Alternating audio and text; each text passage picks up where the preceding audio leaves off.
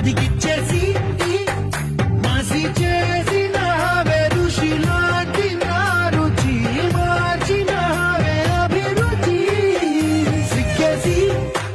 చలి ముగ్గేసి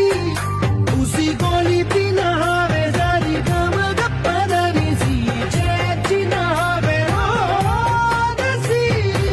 స్వర్గంలో సౌఖ్యాలన్నీ నీలో పొంగేనే ప్రాణం పోసేనే